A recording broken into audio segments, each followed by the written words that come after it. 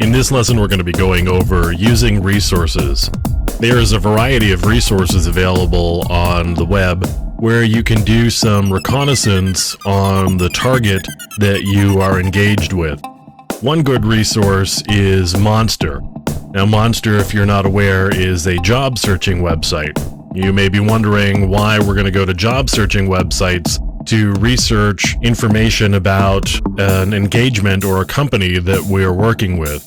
Well, the reason for that is very often companies post information about the types of infrastructure that they have. So let me show you an example. We're just going to look for systems administrator. So I've got a lot of jobs back here. And if I look down through the listings, I can see some information about the types of systems that different companies are working with.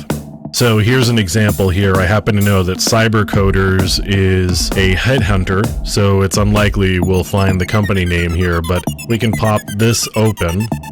You can see that they are looking for somebody who has experience with Windows, Cisco, Citrix, and healthcare. So it's a healthcare company.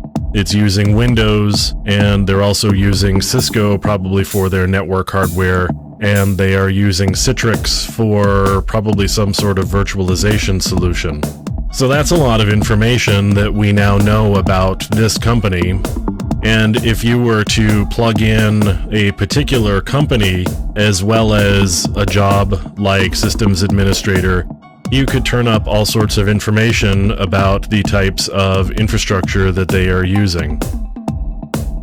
This is a company called Akibia, and they're looking for somebody who does Unix, Apache, and Tomcat.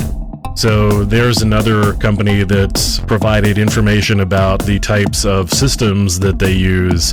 So again, you can see Monster is a very good resource for finding information about the types of systems and software that companies are using. And the reason for that is if you're looking to hire somebody, you're going to use a site like Monster, and you need to post the types of job requirements and the skills required.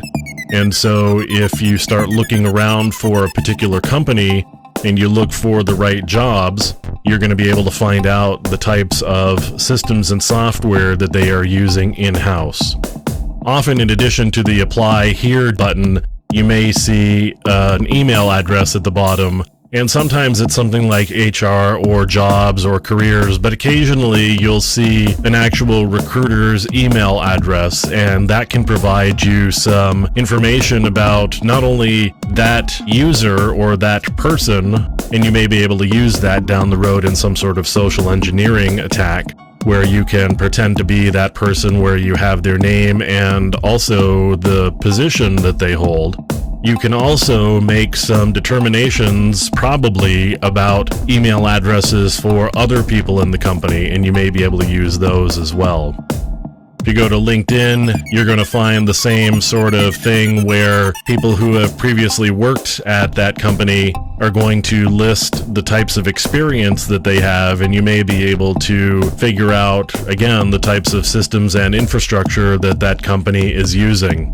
Facebook or other social networking mechanisms like Twitter, for example, you could do some searching for companies or users that you have found in other ways and see if you can find some information about things that they have posted about the things that they do at their job, the types of systems that they work with, or sometimes people will slip and post things like, we had a major outage because we were off on Apache. It's really not a good idea to do that sort of thing, but sometimes people make mistakes and they don't get caught.